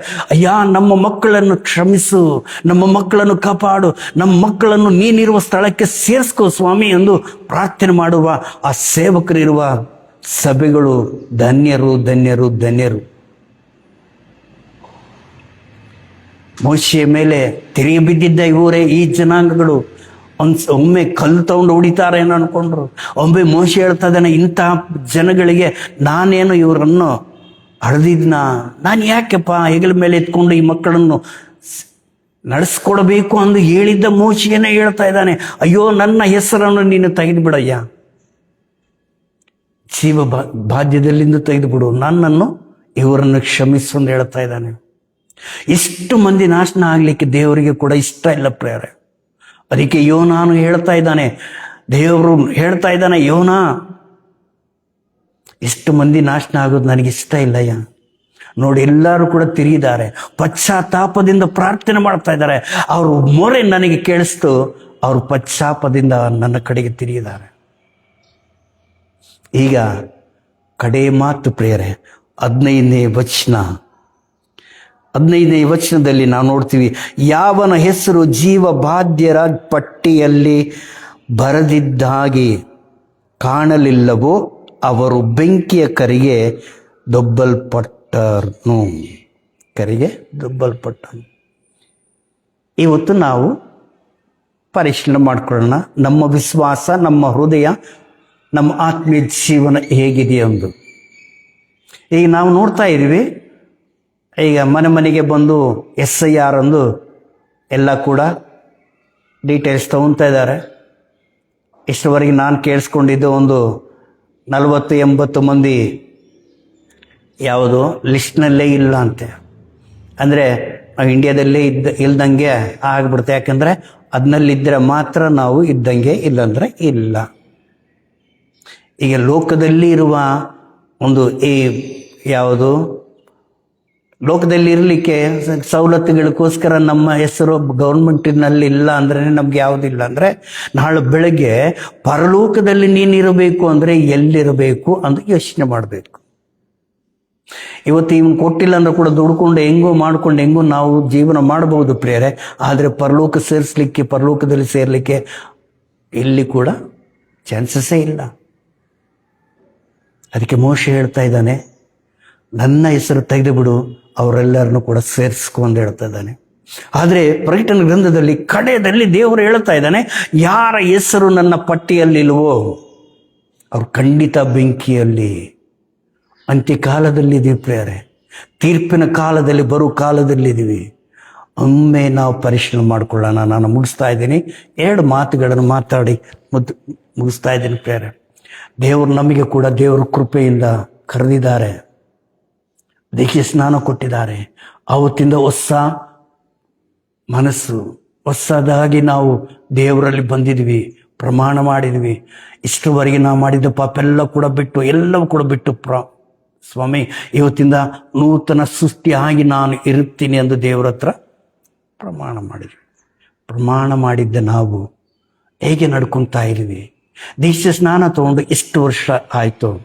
ಇಷ್ಟು ವರ್ಷಗಳಲ್ಲಿ ನಾವು ದೇವರನ್ನು ಎಷ್ಟು ನಂಬಿದ್ದೀವಿ? ನಮ್ಮ ನಡತೆ, ನಮ್ಮ ನುಡಿ ನಡಿಗಳು ಹೇಗಿದ್ದಾವೆ? ನಮ್ಮ ಸಾಕ್ಷಿಗಳು ಹೇಗಿದ್ದಾವೆ? ಒಂದ್ಸಲ ನಾವು ನೆನೆಸ್ಕೊಳ್ಳೋಣ. ದೇವರ ಸನ್ನಿಧಿಗೆ ನಾವು ಬರ್ತಾ ಇದ್ದೀವ? ದೇವರ ಸನ್ನಿಧಾನದಲ್ಲಿ ಮುಖಾಮುಖಿ ಆಗಿ ಆತನ ಜೊತೆಗೆ ನಮಗೆ ಸಹವಾಸ ಇದೆಯಾ? ದೇವರ ಜೊತೆಗೆ ಸಹವಾಸ ಇದೆಯಾ? ಸಭೆಯಲ್ಲಿ ನಮಗೆ ಸಹವಾಸ ಇದೆಯಾ? ಯಾಜಕನ ಜೊತೆಗೆ, ಪಾಸ್ಟರ್ ಜೊತೆಗೆ ನಮಗೆ ಸಹವಾಸ ಇದೆಯಾ? ಪ್ರೀತಿ ಇದೆಯಾ? ಒಬ್ಬರಿಗೊಬ್ಬರು ನಾವು ಸೇರಿಸ್ಕೊತಾ ಇದ್ದೀವ? ಇಲ್ಲ ಬರೀ ಯಾವುದೋ ಒಂದು ಕಾಟಾಚಾರಕ್ಕೆ ಭಾನುವಾರ ಬಂದಿದ್ದೀವಿ, ಹಿಂಗೆ ಹೋಗಿದ್ದೀವಿ, ಹಂಗೆ ಹೋಗಿದ್ದೀವಿ, ಇದು ಬೇಕಾಗಿಲ್ಲ ಪ್ರಿಯರೇ. ಇದೆಲ್ಲ ಕೂಡ ದೇವರು ಹೇಳ್ತಾ ಇದ್ದಾನೆ, ನನ್ನ ಗ್ರಂಥದಲ್ಲಿ ಅವರ ಹೆಸರಿಲ್ಲ, ಅದಕ್ಕೆ ಅವರನ್ನು ಎಲ್ಲಿ ಕಳಿಸ್ತಾ ಇದ್ದೀನಿ. ಕಡೆಗೆ ನಾನು ಒಂದೇ ಮಾತು, ನಾವು ಬದುಕಿರೋದು ಇದೊಂದು ಸ್ಯಾಂಪಲ್ ಆಗಿ, ಲೋಕದಲ್ಲಿ ಯಾತ್ರಿಕರಾಗಿ. ದೇವರ ವಾಕ್ಯ ಹೇಳ್ತಾ ಇದೆ, ನಿಜವಾಗಿರುವ ಜೀವ ಯಾವುದಂದ್ರೆ ನಾವು ಸತ್ತ ಮೇಲೆ ನಮ್ಮ ಆತ್ಮಕ್ಕೆ ಇರುವ ನಿತ್ಯ ಜೀವದಲ್ಲಿ ಇರಲಿಕ್ಕೆ ದೇವರು ಕೊಟ್ಟಿರುವ ಹಾದಿ. ಅದಕ್ಕೆ ಸಲ ಇವತ್ತು ಪ್ರಾರ್ಥನೆ ಮಾಡ್ಕೊಳ್ಳೋಣ. ಮೋಶೆ ಹಾಗೆ ನಾವು ಕೂಡ ದೇವ್ರ ಕಡೆಗೆ ನೋಡೋಣ. ಎಷ್ಟು ಶ್ರಮ ಬಂದರೂ ಕೂಡ ಇದು ದೇವ್ರ ಸನ್ನಿಧಿಗೆ ಹೋಗಿ ಕೈ ಎತ್ತಿ ಮೊರೆ ಇಟ್ಟು ದೇವರನ್ನ ನಾವು ಪಡ್ಕೊಳ್ಳೋಣ. ಪಾಪಗಳಿಂದ ದೂರ ಆಗೋಣ. ದೇವರ ಹತ್ರ ಪಾಪಗಳನ್ನು ಒಪ್ಪಿಕೊಳ್ಳೋಣ. ದೇವರ ಈ ಪಾಪದಿಂದ ನನ್ನನ್ನು ಕ್ಷಮಿಸು, ಇದು ನಾನು ನಿನಗೆ ವಿರೋಧವಾಗಿ ನಡ್ಕೊಂಡೆ, ನಾನು ಕ್ಷಮಿಸು, ನನ್ನನ್ನು ಬಿಡಬೇಡ ಸ್ವಾಮಿ, ನಿನ್ನ ರಕ್ತದಿಂದ ನನ್ನ ಶುದ್ಧಿಗೊಳಿಸು. ನೀನೇ ಹೇಳಿಯಲ್ಲ, ನಿಮಗೋಸ್ಕರ ನಾನು ಬಂದಿದ್ದೀನಿ. ಎಲ್ಲ ಪಾಪಗಳೇ, ನಿಮ್ಮ ಪಾಪಗಳಿಂದ ಬಿಡುಗಡೆ ವಿಮೋಚನೆ ಕೊಡಲಿಕ್ಕೆ ನಾನು ಬಂದಿದ್ದೇನೆ ನಿಂದಿದ್ದು ಹೇಳಲ್ಲ. ಅಯ್ಯ, ಇವತ್ತಿನ ದಿವಸ, ಈ ಶುಕ್ರವಾರ ದಿವಸ ನಿನ್ನ ಸನ್ನಿಧಾನದಲ್ಲಿ ಶಿಲುಬೆ ಹತ್ರ ಬಂದಿದ್ದೀವಿ. ನಿನ್ನ ರಕ್ತದಿಂದ ನಮ್ಮನ್ನು ಶುದ್ಧಿಗೊಳಿಸಲು ನಾವು ಬೇಡಿಕೊಳ್ಳೋಣ. ಟೈಮ್ ಆಯಿತು. ದೇವರ ಮಾತುಗಳನ್ನು ಆಶೀರ್ವಾದ ಮಾಡಲಿ. ಚಿಕ್ಕ ಪ್ರಾರ್ಥನೆ. ಕರ್ತನೆ, ನಿನಗೆ ಸ್ತೋತ್ರ. ಈ ವಾಕ್ಯ ಇವತ್ತು ನನಗೆ ಅಂದು ನೀನು ಕೊಟ್ಟಿದ್ದೀ ಸ್ವಾಮಿ. ಈ ವಾಕ್ಯದ ಪ್ರಕಾರ ನನ್ನನ್ನು ಶುದ್ಧಿಗೊಳಿಸ್ಕೊಂಡು, ನಿನ್ನ ಪಾದಗಳಿಟ್ಕೊಂಡು, ನಿನ್ನ ರಕ್ತದಿಂದ ಶುದ್ಧಿಗೊಳಿಸ್ಕೊಂಡು, ಶುದ್ಧಿ ಆಗಿ ನಿನ್ನೆ ಜೀವ ಪಠ್ಯದಲ್ಲಿ ನನ್ನ ಹೆಸರು ಬರ್ಕೊಳ್ಳೋಕ್ಕೆ, ನನ್ನ ಕುಟುಂಬದ ಹೆಸರು ಬರ್ಕೊಳ್ಳೋಕ್ಕೆ, ಮಕ್ಕಳನ್ನು ಬರ್ಸ್ಕೊಳ್ಳೋಕ್ಕೆ, ನನ್ನ ಸಭೆಯವರು, ನನ್ನ ಯಾಜಕರು ಎಲ್ಲರೂ ಕೂಡ ಆ ಜೀವ ಪಠ್ಯದಲ್ಲಿ ಇಟ್ಕೊಂಡು ನಿನ್ನ ಸನ್ನಿಧಾನದಲ್ಲಿ ನಿತ್ಯಾನಂದ ಸಂತೋಷವನ್ನು ಹೊಂದ್ಕೊಳ್ಳೋಕ್ಕೆ ನೀನೇ ಕೃಪೆ ತೋರಿಸಬೇಕೆಂದು. ಎಂಥ ಶ್ರಮ ಬಂದರೂ, ಎಷ್ಟು ಕಷ್ಟ ಬಂದರೂ ಕೂಡ ನಿನ್ನ ಕಡೆಗೆ ನೋಡೋ ಹೃದಯವನ್ನು, ಕಣ್ಣುಗಳನ್ನು ನಮಗೆ ದಯಪಾಲಿಸಲು ಯೇಸುವಿನ ಪರಿಶುದ್ಧ ನಾಮದಲ್ಲಿ ಬೇಡಿ ಹೊಂದಿದ್ದೇವೆ ತಂದೆಯೇ, ಆಮೇನ್. ಎಲ್ಲರಿಗೂ ಮರಣಾತ. ದೇವರು ನಿಮ್ಮನ್ನು ಆಶೀರ್ವಾದ ಮಾಡಲಿ. ಆಮೇನ್.